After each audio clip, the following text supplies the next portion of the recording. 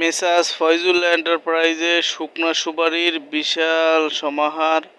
পাইকারি বাজার থেকেও কম দামে শুকনা সুপারিগুলো নিতে চাইলে ভিডিওতে দেওয়া নাম্বারে যোগাযোগ করবেন। আমরা পাইকারি বাজার থেকেও কম দামে এই শুকনা সুপারিগুলো সারা বাংলাদেশে কুরিয়ারের মাধ্যমে ডেলিভারি দিয়ে থাকি।